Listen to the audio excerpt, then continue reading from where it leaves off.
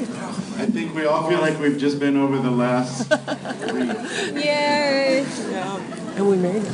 Thank you for this incredible film, all of you. We'll take some questions, and you can. I'm going to start with a question because I want to know how you capture a storm and how you cast the fish.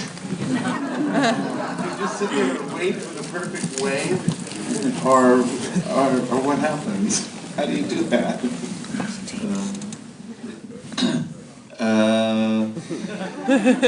Yeah, no, the fish is all Scandinavian, I would say.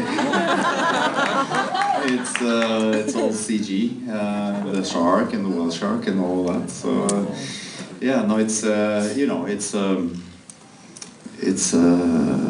it's one of those movies, I guess, that has a lot of that in it, you know, with the CG and all the effects and everything. So, which was kind of daunting going into that, because we didn't know how that would work.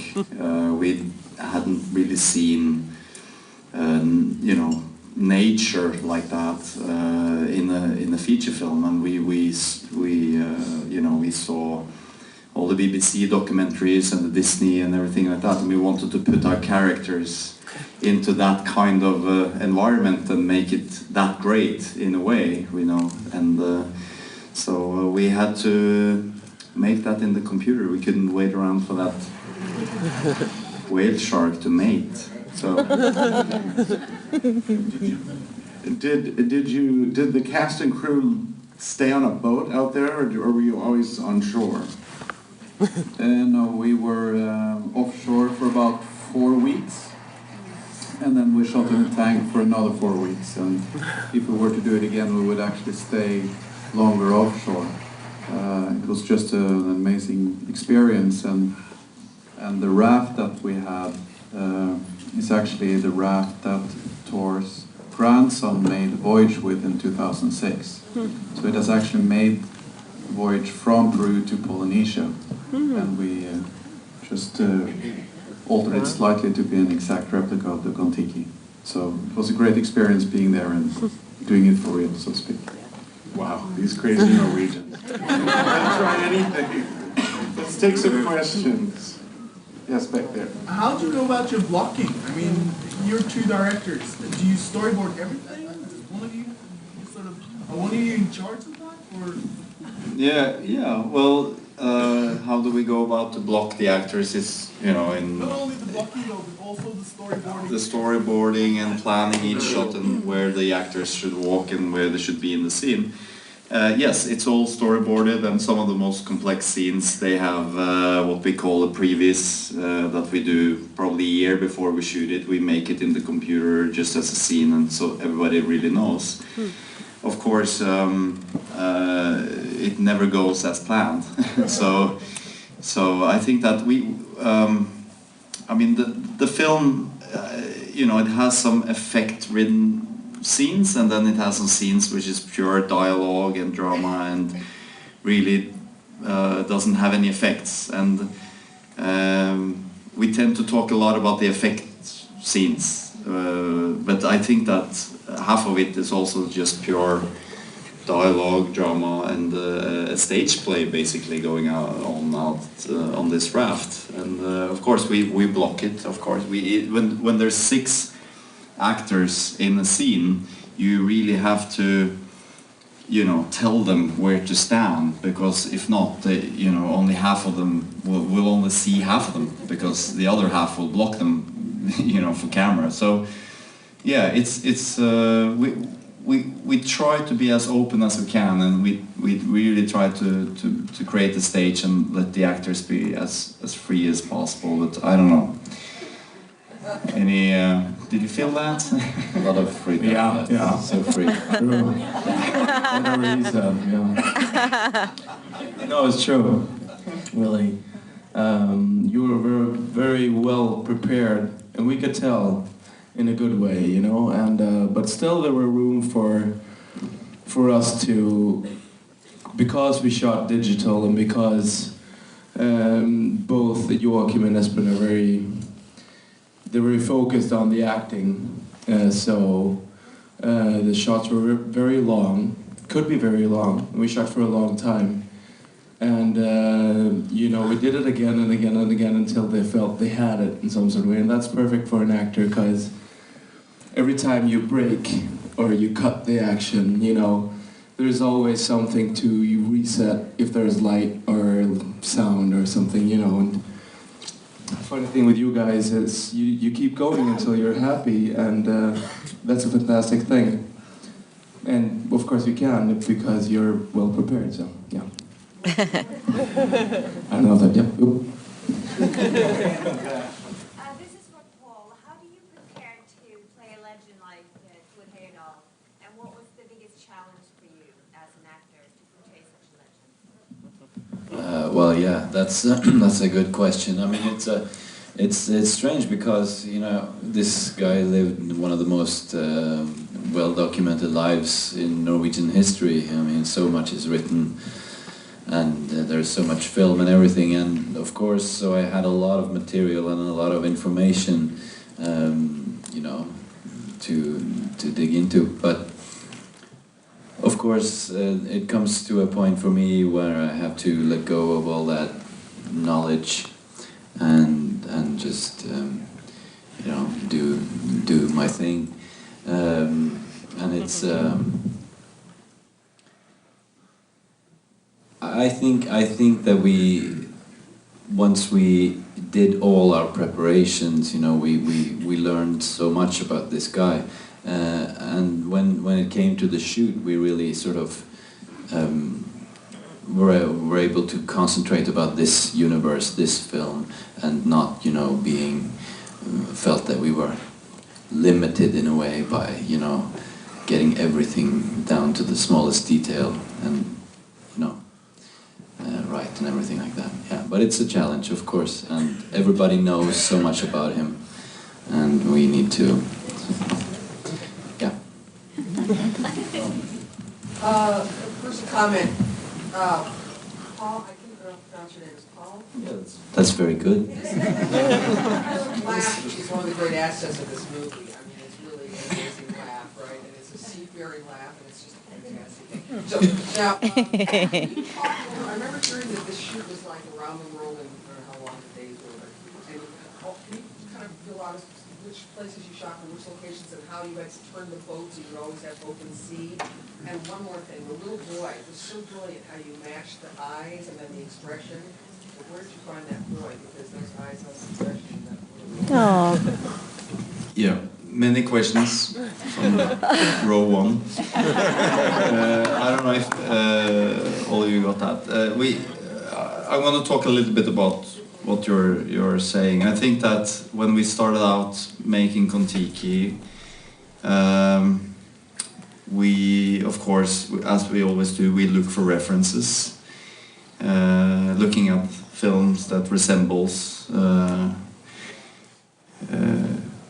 what we're about to make. I wish Life of Pi was made 2 years ago, I must say. You know, so we could use it or something.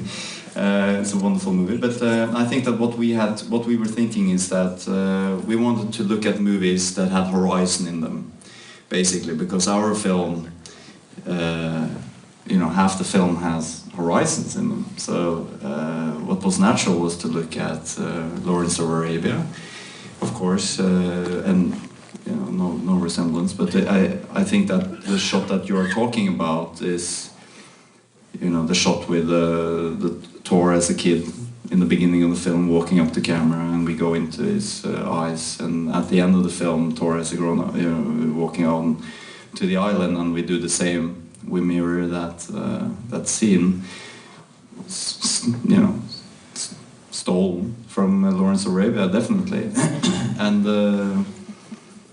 we'd like to do that, you know, steal from the best, I guess. Tribute.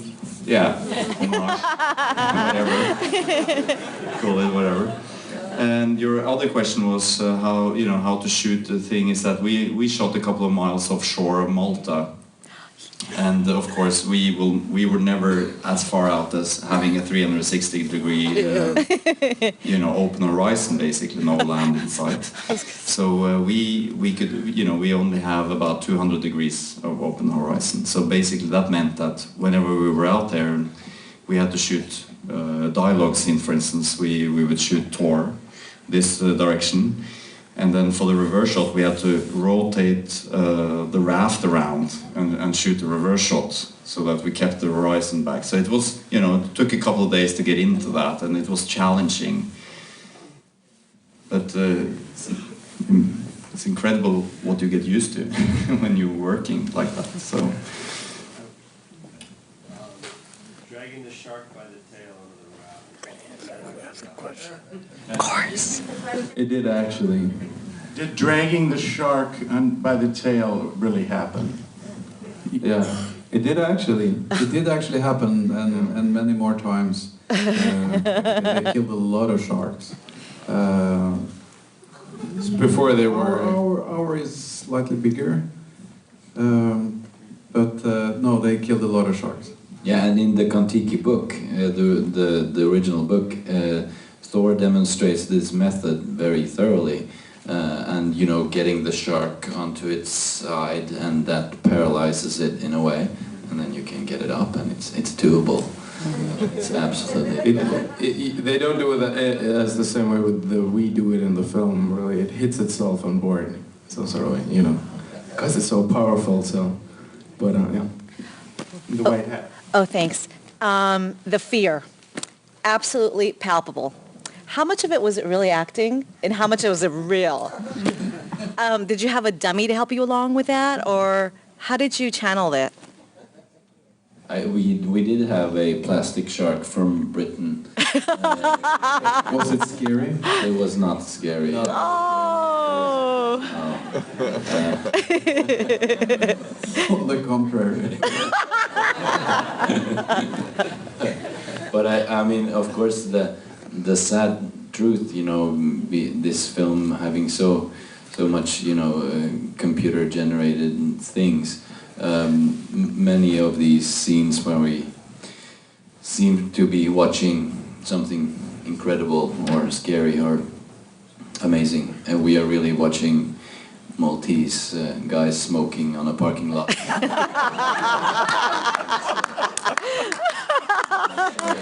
It can be scary.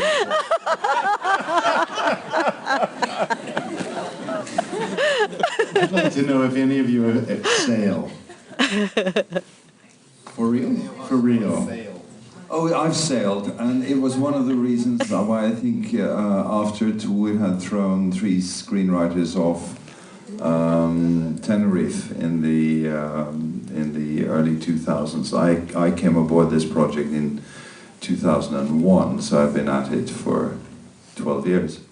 One of the reasons that Tor sort of decided to like me and allow me to write the screenplay was that I crossed the Atlantic on my own keel a couple of times. So I know the dynamics of men on a raft. That's fascinating. But to answer for the actors, none of us could sail at all. And but in a way that reflects the original expedition, because none of the guys that made this expedition had any maritime experience, except for my character, Eric Hesselberg, who had like some decent, he could read a draft. That was it. None of the other guys had like any experience at all. They couldn't sail. Tor Heyerdahl was afraid of water. He was like, he almost couldn't swim at all. And that reflects the madness of this expedition. They had absolutely no experience. They just like built this raft, trusted Thor's theory, and just like, yeah, fuck it, let's cross this ocean. Oh my goodness. Oh my goodness.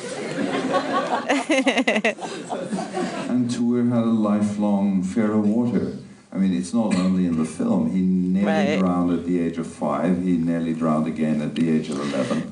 And that left him paralyzed with fear for the ocean for a lifetime. And yet he did not only the Kon-Tiki expedition, he did the Ra expedition and the Tigris expedition.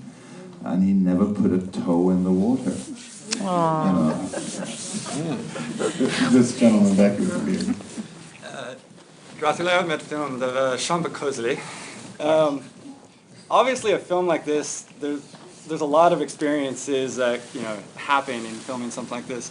Is there anything that you really take away from this film that just stuck with you from after filming this? If there was anything that we took away from it after shooting it, yeah, I mean, it took 4 years of our lives to make this movie, and we've been reflecting on it the last couple of days actually, being here, getting all of this honor and recognition, and you guys sitting here, and we are in LA, watching a Norwegian film. It's all surreal in a way and overwhelming.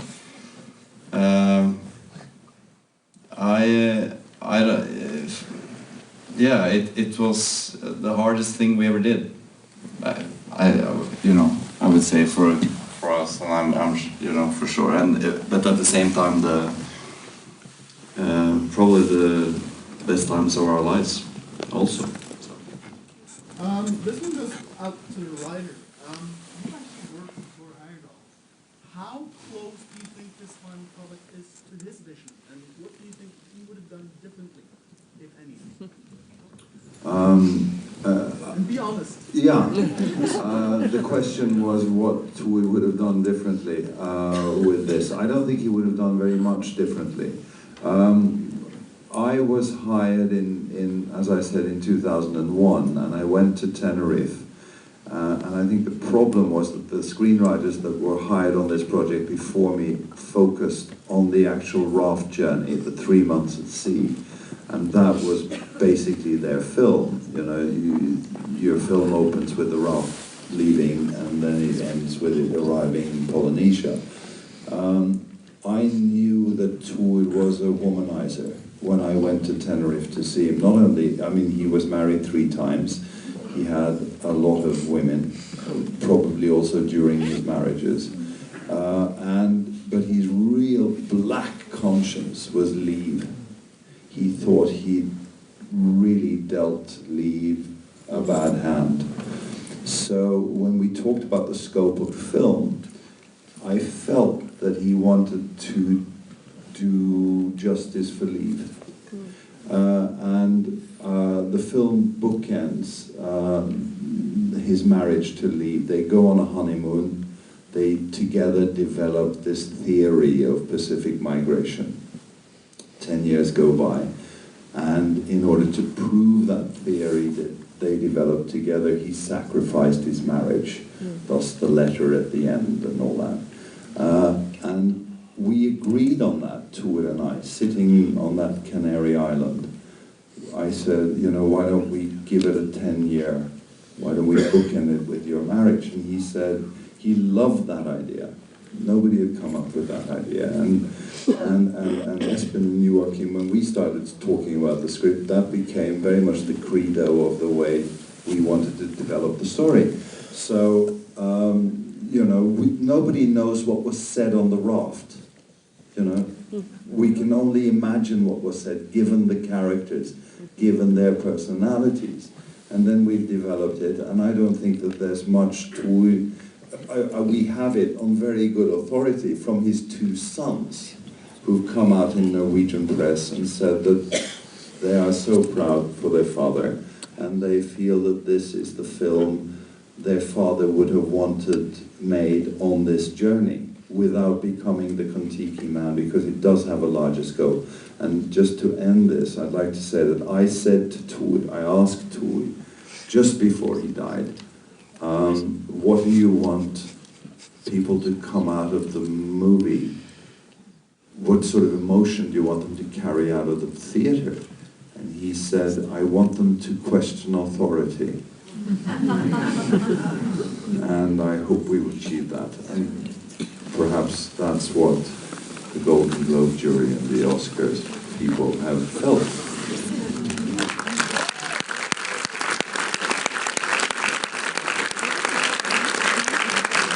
Thank